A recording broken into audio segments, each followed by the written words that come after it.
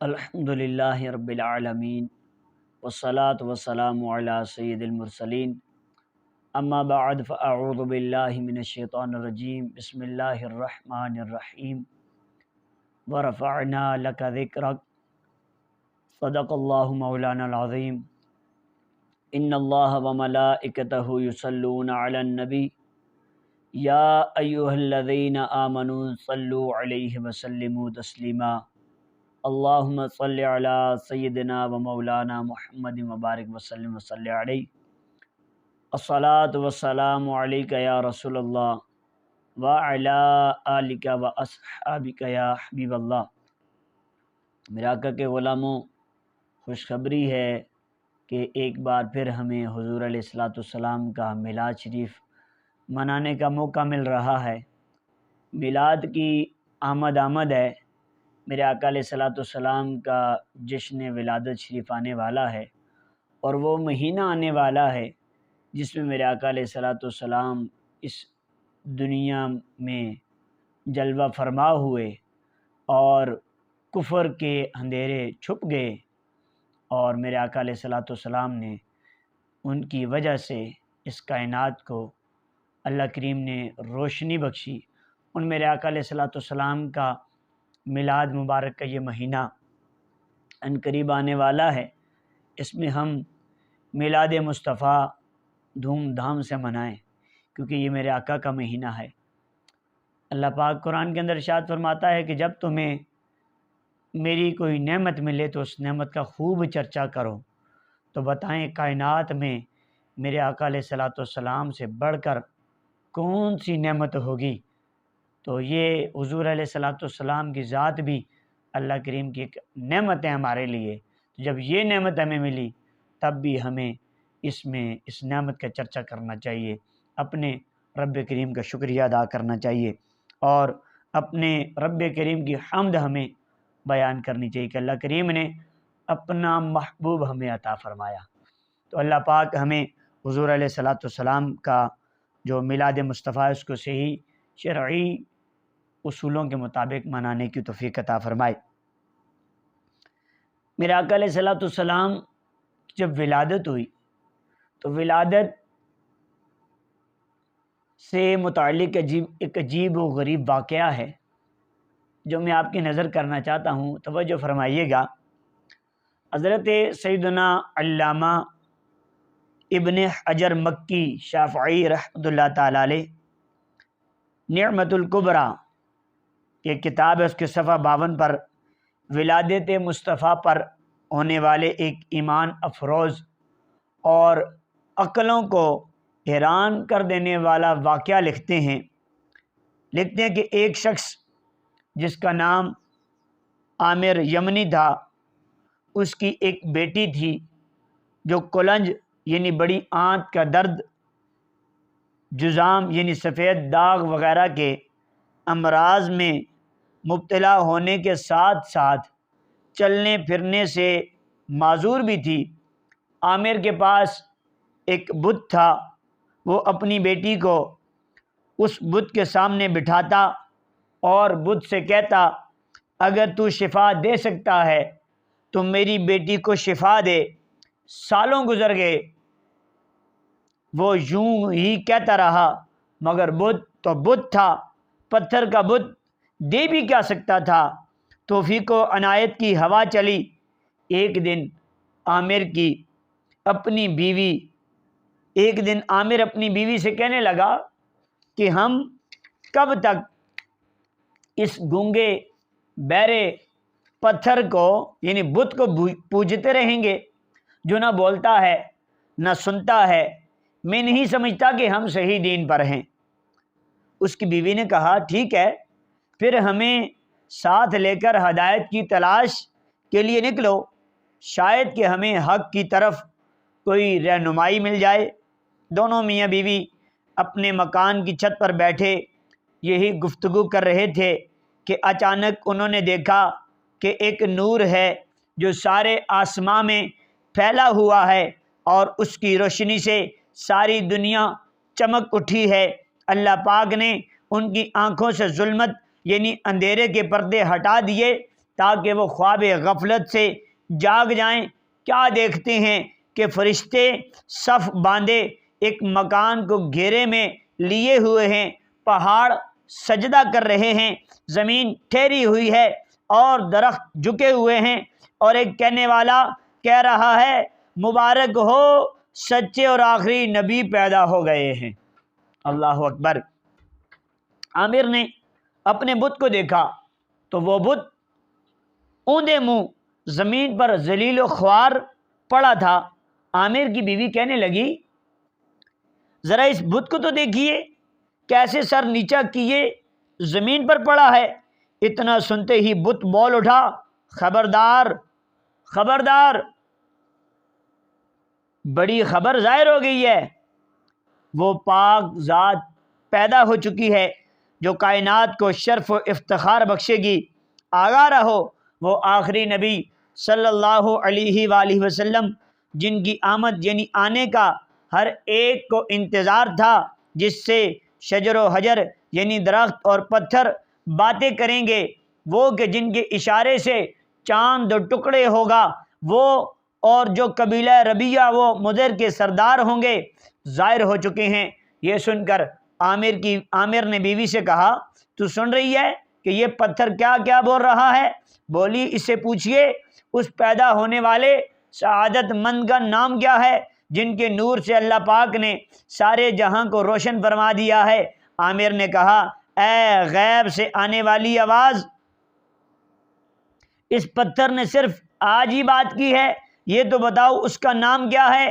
جواب دیا ان کا نام نامی اسم گرامی محمد ہے، جو صاحب زمزم و صفا یعنی حضرت سیدنا اسماعیل علیہ السلام کے بیٹے ہیں۔ ان کی زمین تہامہ ہے اور ان کے دونوں کندھوں کے درمیان مہر نبوت ہے۔ وہ جب چلیں گے تو بادل ان پر سایہ کرے گا، نہیں بلکہ بادل ان سے سایہ حاصل کرے گا۔ اللہ اکبر۔ اتنے میں عامر کی بیمار بیٹی جو کہ نیچے بے خبر سو رہی تھی، اپنے پاؤں پر چلتی ہوئی چھت پر آ گئی۔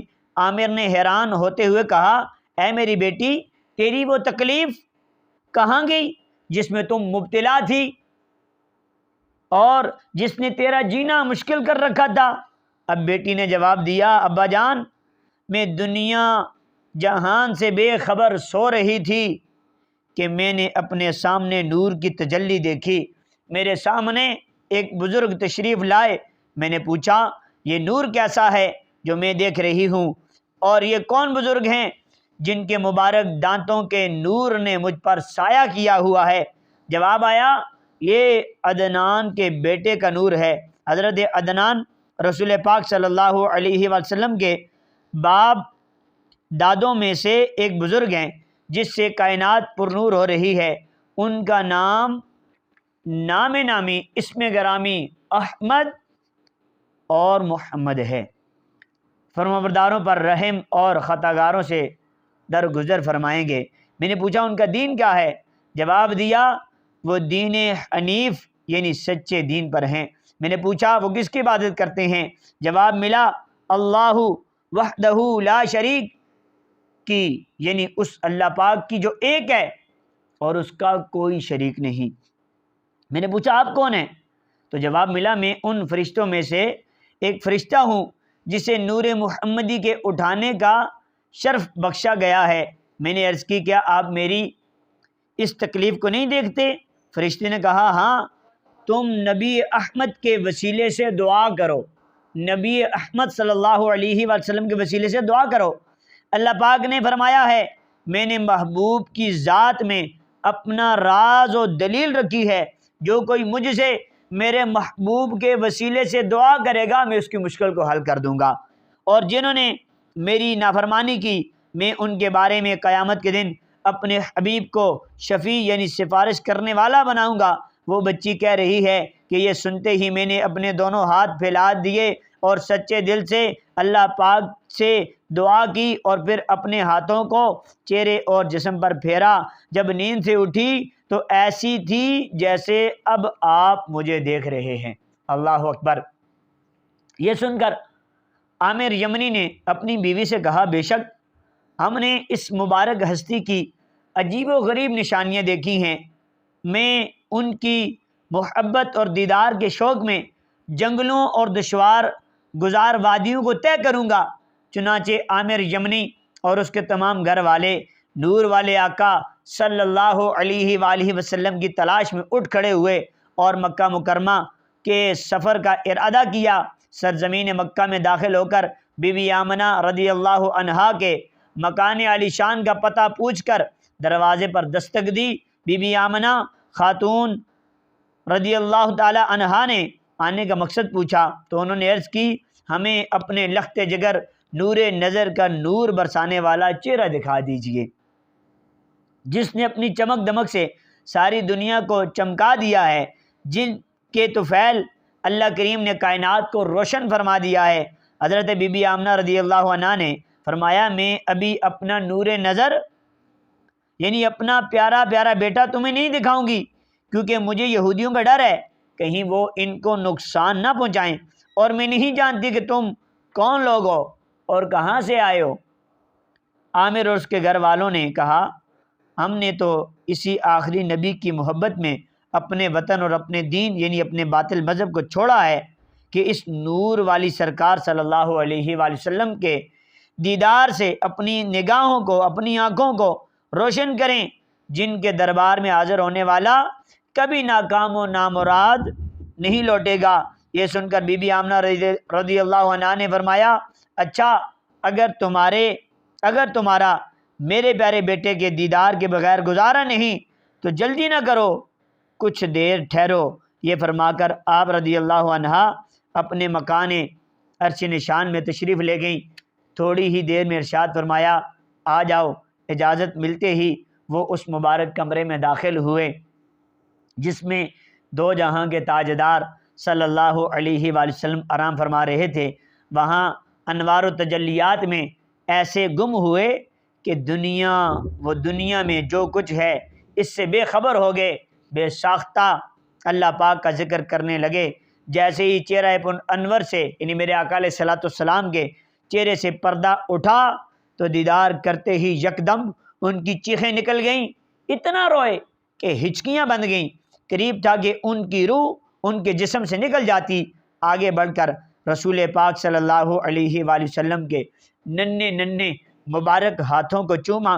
حضرت بی بی آمنہ رضی اللہ عنہا نے ارشاد فرمایا اب جلدی سے چلے جائیے۔ آخر کار نہ چاہتے ہوئے عامر یمنی دل پر ہاتھ رکھتے ہوئے گھر سے باہر آئے۔ عامر یمنی کا حال ہی بدل چکا تھا، وہ اس نورانی چہرے کے دیدار کے عاشق زار بن چکے تھے۔ دیوانہ وار چیخ کر کہنے لگے مجھے حضرت بی بی آمنہ رضی اللہ عنہا کے گھر واپس لے چلو اور دوبارہ التجا کرو کہ مجھے دیدار کرا دیں۔ بی بی آمنہ رضی اللہ عنہا کے گھر واپس آئے۔ جو ہی عامر یمنی نے حضور پاک صلی اللہ علیہ وآلہ وسلم کو دیکھا تو دیکھتے ہی لپکا اور قدموں میں گر گیا، پھر ایک زوردار چیخ ماری اور اس کی روح ان ننھے ننھے قدموں پر قربان ہو گئی۔ اللہ اکبر۔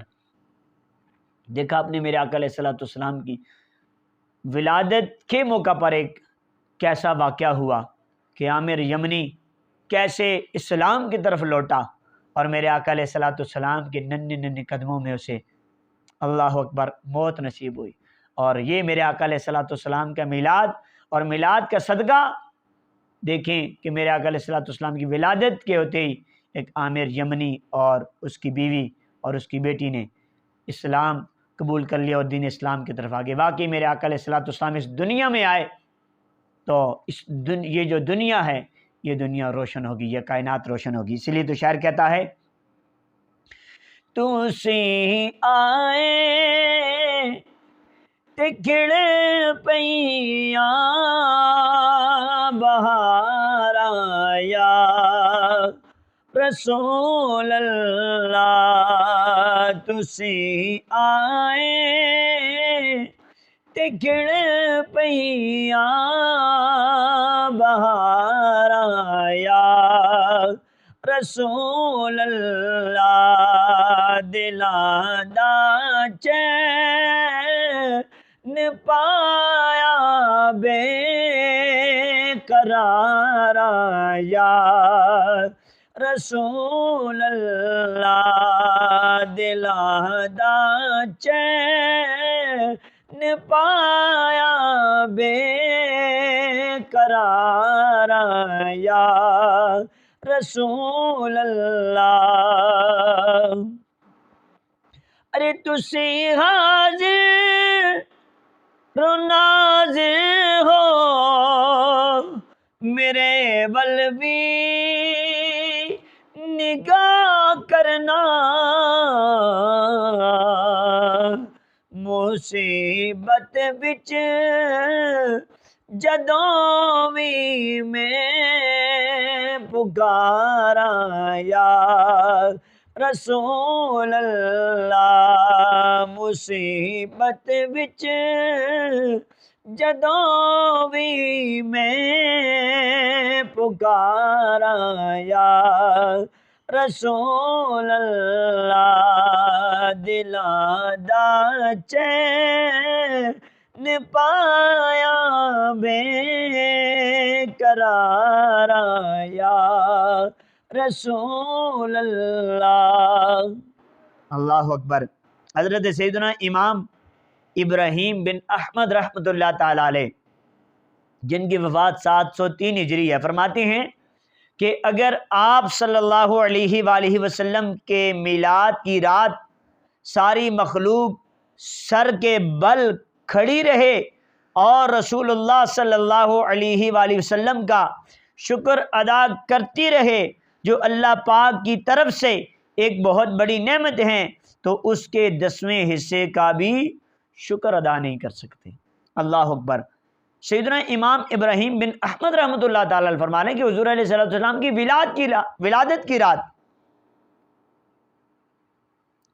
یعنی میلاد کی رات، ولادت کی رات، اگر ساری مخلوق سر کے بل، پاؤں کے بل نہیں، سر کے بل کھڑی رہے، پھر بھی میرے آقا علیہ السلام کا شکر نہیں ادا کر سکتی، اس کے 10ویں حصے کا بھی شکر نہیں ادا کر سکتی، جو اللہ پاک کی طرف سے ہمیں یہ نعمت ملی ہے۔ اللہ اکبر۔ حضرت سیدنا امام زکریا بن محمد بن محمود رحمۃ اللہ تعالی علیہ، جن کی وفات 682 ہجری ہے، فرماتے ہیں ربیع الاول یہ وہ مبارک مہینہ ہے جس میں اللہ پاک نے حضور علیہ السلام کے بابرکت وجود کے صدقے دنیا والوں پر بلائیوں اور سعادتوں کے دروازے کھول دیے ہیں۔ نبی کریم صلی اللہ علیہ وآلہ وسلم پیر کے دن پیدا ہوئے اور پیر کے دن ہی آپ علیہ السلام کی نبوت ظاہر ہوئی، مکہ مکرمہ سے ہجرت پیر کے دن ہوئی، پیر کے دن مدینہ منورہ میں داخل ہوئے، پیر کا دن بڑا مبارک دن ہے۔ الحمدللہ، جو میرے آقا علیہ السلام سے محبت رکھتے ہیں اور جو واقعی غلامی کا حق ادا کرتے ہیں، وہ اس پیر والے دن سے بڑی محبت کرتے ہیں اور اس پیر والے دن کا بالخصوص روزہ بھی رکھتے ہیں۔ اللہ اکبر۔ اللہ پاک ہمیں بھی حضور علیہ السلام سے سچی پکی محبت کرنا نصیب فرمائے۔ جس مبارک مکان میں اللہ کریم کے پیارے پیارے محبوب صلی اللہ علیہ وآلہ وسلم کی ولادت ہوئی، تاریخ اسلام میں اس مقام کا نام مولد النبی صلی اللہ علیہ وآلہ وسلم، یعنی نبی کی پیدائش کی جگہ ہے۔ یہ بہت ہی متبرک یعنی بابرکت مقام ہے۔ علامہ قطب الدین رحمۃ اللہ تعالی علیہ فرماتے ہیں حضور علیہ السلام کی ولادت گاہ پر دعا قبول ہوتی ہے۔ خلیفہ ہارون رشید رحمۃ اللہ تعالی علیہ کی امی جان رحمۃ اللہ تعالی علیہ نے یہاں مسجد تعمیر کروائی تھی۔ اس مسجد کو کئی مرتبہ تعمیر کیا گیا۔ یہ انتہائی خوبصورت عمارت تھی جس کے اکثر حصے پر سونے سے کام کیا گیا تھا۔ اللہ اکبر۔ علامہ ابو الحسین محمد بن احمد جبیر اندلسی رحمۃ اللہ تعالی علیہ، وفات 614 ہجری، اس مکان علی شان کا ذکر کرتے ہوئے اپنے زمانے کے حساب سے لکھتے ہیں وہ مقدس جگہ جہاں نبی پاک صلی اللہ علیہ وآلہ وسلم کی ولادت ہوئی، اس بابرکت جگہ پر چاندی چڑھائی گئی تھی۔ یہ جگہ یوں لگتی ہے جیسے چھوٹا سا پانی کا تالاب ہو جس کی سطح چاندی کی ہو۔ یہ مبارک مکان ربیع الاول میں پیر کے دن کھولا جاتا ہے، کیونکہ ربیع الاول حضور علیہ الصلوۃ والسلام کی ولادت کا مہینہ ہے اور پیر ولادت کا دن ہے۔ لوگ اس مکان میں برکتیں لینے کے لیے داخل ہوتے ہیں۔ مکہ مکرمہ میں یہ دن ہمیشہ سے یوم مشہود ہے، یعنی اس دن لوگ جمع ہوتے ہیں۔ اللہ اکبر! واقعی ربیع الاول شریف کی بڑی برکتیں ہیں، بڑی بہاریں ہیں۔ حضرت سلیمان بن ابی مرحب کا بیان ہے، خلیفہ ہارون الرشید کی والدہ کے مکان خریدنے سے پہلے جو لوگ اس میں رہتے تھے ان کا کہنا ہے کہ اللہ پاک کی قسم، اس گھر میں ہمیں نہ کبھی کوئی مصیبت آئی، نہ کسی چیز کی حاجت ہوئی۔ جب ہم یہاں سے چلے گئے تو زمانہ ہم پر تنگ ہو گیا۔ حضرت سیدنا علامہ ابن ناصر الدین دمشقی رحمۃ اللہ تعالی علیہ وفات 842 ہجری فرماتے ہیں، جب میں نے 814 سن ہجری میں حج کیا تو اس مسجد میں حاضر ہوا اور میلاد شریف کی جگہ کی زیارت کی۔ الحمدللہ اس مکان شریف کی زیارت کی ہے اور اس سے برکت حاصل کی ہے۔ اللہ اکبر! اب یہ میلاد شریف کا، میلاد مصطفیٰ کا باقاعدہ آغاز کرنے والا جو بادشاہ تھا اس کے بارے میں سنتے ہیں کہ میلاد شریف میں نعتیں پڑھی جاتی ہیں، نبی پاک صلی اللہ علیہ وآلہ وسلم کا ذکر خیر کیا جاتا ہے، لوگوں کو نیکی کی دعوت دی جاتی ہے۔ جواہر البحار جلد 4 صفحہ نمبر 88 پر ہے۔ سب سے پہلے مروجہ طریقے کے ساتھ باقاعدہ جشن ولادت منانے کا آغاز اربل کے بادشاہ ابو سعید مظفر رحمۃ اللہ تعالی علیہ وفات 630 ہجری نے کیا، جن کی وفات 630 ہجری ہے انہوں نے کیا۔ آپ کی فرمائش پر ابن دحیہ نے میلاد کے موضوع پر کتاب لکھی، جس کتاب کا نام التنویر بمولد البشیر والنذیر، یہ کتاب اس نے لکھی۔ اس پر ابو سعید مظفر رحمۃ اللہ تعالی علیہ نے ابن دحیہ کو 1000 سونے کے سکے بطور انعام عطا فرمائے۔ سبحان اللہ! کیسا پاکیزہ دور تھا اور کیسے قدردان عاشقان رسول تھے کہ مولود شریف کی کتاب لکھنے پر اتنا بڑا انعام دیا۔ اس سے یہ بھی پتہ چلا کہ پہلے کے بزرگ اپنے انداز پر خوب جشن ولادت منایا کرتے تھے۔ کسی نے سوشل میڈیا پر سوال کیا، جشن ولادت منانے کا کہاں لکھا ہے؟ اس کے جواب میں کسی عاشق رسول نے یہ دلچسپ جواب دیا، ہر عاشق رسول کی قسمت میں لکھا ہے۔ اللہ اکبر! کسی نے سوال کیا جی یہ میلاد منانا کہاں لکھا ہے؟ تو قربان جائیے، قربان جائیے، انہوں نے آگے سے جواب دیا، میلاد منانا ہر عاشق رسول کی قسمت میں لکھا ہے۔ تو جو میرے آقا علیہ الصلوۃ والسلام سے محبت کرتے ہیں وہ میرے آقا علیہ الصلوۃ والسلام کا میلاد بھی مناتے ہیں۔ مدینے میں عظیم الشان اجتماع میلاد ہوا۔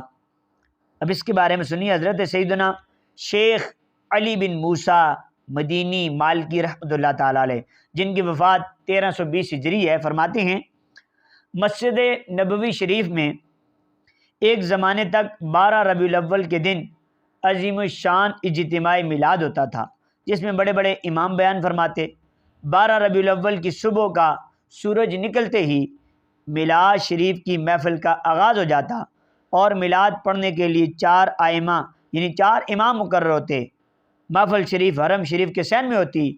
پہلے ایک امام صاحب میلاد شریف کی مخصوص کرسی پر بیٹھ کر حدیث پڑھتے، پھر دوسرے امام کرسی پر بیٹھتے اور حضور علیہ الصلوۃ والسلام کی ولادت شریف پر بیان کرتے، پھر تیسرے امام حضور علیہ الصلوۃ والسلام کی رضاعت یعنی دودھ پینے کا جو زمانہ تھا اس پر بیان کرتے، پھر چوتھے امام تشریف لاتے اور وہ ہجرت پر بیان کرتے، آخر میں لوگ شربت پیتے اور بادام کا حلوہ لے کر واپس لوٹتے۔ اللہ اکبر! یہ مدینہ شریف میں بھی اجتماع ہوتا تھا میلاد کا۔ آج لوگ کہتے ہیں جی نہیں منانا چاہیے، یہ جھنڈے تم نے کہاں سے نکالے، یہ ریلیاں تم نے کہاں سے نکالی؟ بڑی عجیب بات۔ اب صحابہ کرام کی ریلیاں آپ نکالو، صحابہ کرام کی محبت میں جھنڈے نکالو تب جائز، لیکن جن کو دیکھ کر، جن کا کلمہ پڑھ کے صحابی بنے، اس نبی کی محبت میں اگر ریلی نکالی جائے تو وہ کیسے ناجائز ہو سکتی ہے؟ اس نبی کی محبت میں اگر جھنڈے لہرائے جائیں تو پھر یہ ناجائز کیسے ہو سکتا ہے؟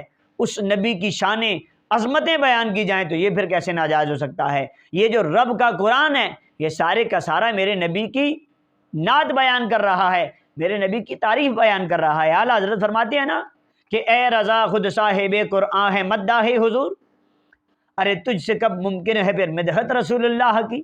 یعنی فرماتے ہیں کہ اے رضا، یہ سارے کا سارا قرآن تیرے نبی کا مدح ہے، یعنی تیرے نبی کی تعریف کرنے والا ہے۔ اور اللہ کریم نے قرآن مجید کے اندر فرمایا وَرَفَعْنَا لَكَ ذِكْرَكَ، اے محبوب ہم نے آپ کی شانوں کو بلند فرما دیا ہے۔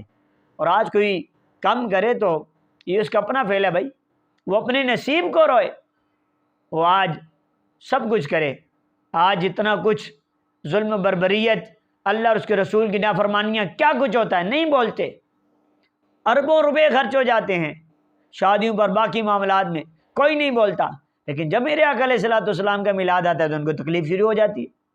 تو پتہ چلا اصل تکلیف اس سے نہیں ہے خرچے سے، اصل تکلیف سرکار کے میلاد سے ہے۔ لیکن ہم انشاءاللہ سرکار کا میلاد مناتے رہیں گے جب تک زندہ ہیں، اور انشاءاللہ اپنی آنے والی نسلوں کو بھی یہ بتائیں گے کہ حضور کا میلاد مناتے رہنا ہے، اسی سے گھر بار میں، زندگی میں برکت ہے، اور آخرت میں بھی انشاءاللہ سرخروئی ملے گی۔ حضور علیہ الصلوۃ والسلام کا میلاد الحمدللہ ہم نے منانا ہے۔ اب ذرا سنیے کہ محفل میلاد، پوری محفل میں ایک نوجوان، ایک بوڑھا کھڑا رہا پوری محفل میلاد میں، اور پوری محفل میلاد اس نے کھڑے ہو کر سنی۔ حضرت سیدنا علامہ عباس مالکی رحمۃ اللہ تعالیٰ علیہ، جن کی وفات 1353 ہجری میں، آج کی باتیں نہیں کر رہا، یہ آج کل کی، یہ 1353 ہجری کی بات ہے۔ فرماتے ہیں کہ میں بیت المقدس میں 12 ربیع الاول شریف کی رات محفل میلاد میں شریک تھا۔ میں نے دیکھا ایک بوڑھا شخص شروع سے آخر تک انتہائی ادب و احترام کے ساتھ کھڑا ہو کر محفل میلاد میں شریک تھا۔ جب کسی نے پوری محفل کھڑے ہو کر سننے کی وجہ پوچھی تو اس نے بتایا کہ میں حضور علیہ الصلوۃ والسلام کا ذکر غیر سنتے وقت تعظیماً اللہ اکبر کھڑے ہونے کو بدعت سیئہ یہ سمجھتا تھا، یعنی بری جو بدعت ہے وہ سمجھتا تھا حضور علیہ الصلوۃ والسلام کی تعظیم میں کھڑا ہونے کو۔ کہتا ہے ایک دن میں نے خواب میں دیکھا کہ میں ایک بہت بڑے اجتماع میں ہوں اور لوگ محبوب رب ذوالجلال رسول بے مثال صلی اللہ علیہ وآلہ وسلم کا استقبال کرنے کے لیے کھڑے ہیں۔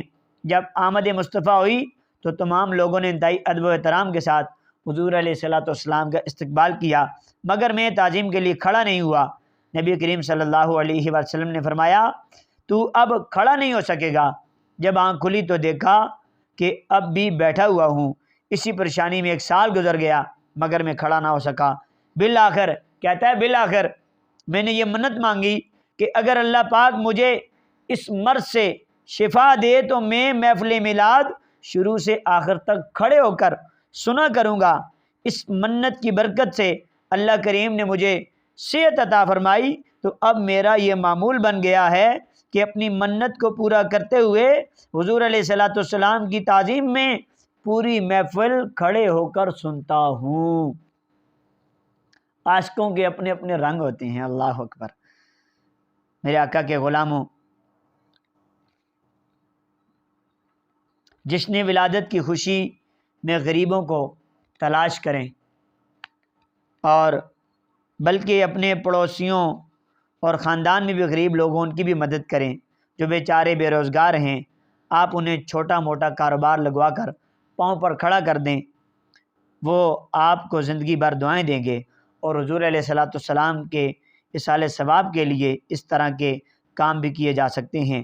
ہم جشن ولادت کے موقع پر حضور علیہ الصلوۃ والسلام کے اصال ثواب کے لیے جو دیگیں پکاتے ہیں، بے شک وہ بھی صحیح کام ہے، اور ہمارا چراغاں کرنا یعنی اپنے گھروں کو سجانا، گلیوں کو سجانا، محلوں کو سجانا، یہ بھی درست ہے۔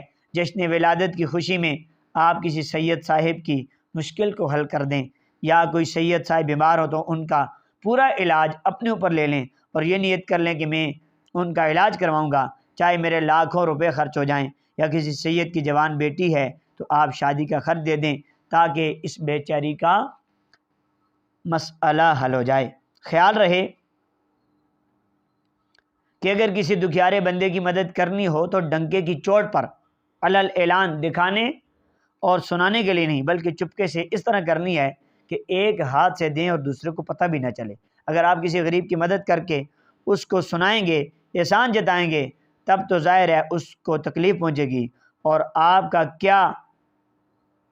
کیا دھرا سب بیکار ہو جائے گا، بلکہ ایذائے مسلمین، مسلمان کو تکلیف دینا یہ گناہ آپ کے سر آئے گا۔ پارہ 3 سورہ بقرہ کی آیت نمبر 264 میں اللہ پاک ارشاد فرماتا ہے، اے ایمان والو، اپنے صدقے باطل نہ کرو، احسان رکھ کر اور ایذا دے کر، یعنی تکلیف دے کر۔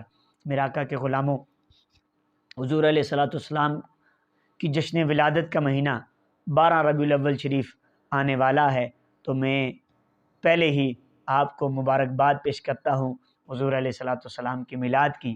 آپ کو حضور علیہ الصلوۃ والسلام کا میلاد مبارک ہو، اور میلاد کے مہینے میں میرے آقا علیہ الصلوۃ والسلام نیت کر لیں، جو میرے آقا علیہ الصلوۃ والسلام کی سنتوں پر عمل نہیں کرتے تھے، انشاءاللہ حضور علیہ الصلوۃ والسلام کی سنتوں پر عمل کریں گے، اور ربیع الاول شریف کو انشاءاللہ شریعت کے دائرے میں رہتے ہوئے انشاءاللہ خوب دھوم دھام سے انشاءاللہ منائیں گے اور خوب محبت کا اظہار کریں گے انشاءاللہ۔ اور ہو سکا تو حضور علیہ الصلوۃ والسلام کی دکھیارے امتیوں کی خیر خواہی بھی کریں گے۔ میرے آقا علیہ الصلوۃ والسلام کی سنتوں پر عمل کرنے میں دنیا اور آخرت کی کامیابی ہے۔ اللہ کریم کی بارگاہ میں دعا کرتا ہوں اللہ پاک مجھے اور آپ کو عمل کرنے کی توفیق عطا فرمائے۔ کسی کی باتوں میں نہ آئے کہ بھائی میلاد منانا جائز ہے نہ جائز ہے، دلیل نہ مانگے بھائی، وہ پوچھے نا کہاں پہ لکھا ہے تو اسے کہنا بھائی ہم عاشقان رسول کے نصیب میں لکھا ہے، قسمت میں لکھا ہے، تیری نصیب میں نہیں لکھا تو ہم کیا کر سکتے ہیں۔ اس لیے اس ماہ میلاد میں خوب حضور علیہ الصلوۃ والسلام کی نعتیں پڑھی جائیں، حضور علیہ الصلوۃ والسلام کی مقام و شان کا بیان کیا جائے، اور خوب رب کا شکر ادا کیا جائے کہ اے رب کریم تو نے حضور علیہ الصلوۃ والسلام کی ذات ہمیں عطا فرمائی۔ رب کریم کی بارگاہ میں دعا کرتا ہوں اللہ پاک مجھے اور آپ کو شریعت کے دائرے میں رہتے ہوئے حضور علیہ الصلوۃ والسلام کا میلاد منانے کی توفیق عطا فرمائے، آمین، بجاہ نبی الامین صلی اللہ تعالیٰ علیہ وآلہ وسلم۔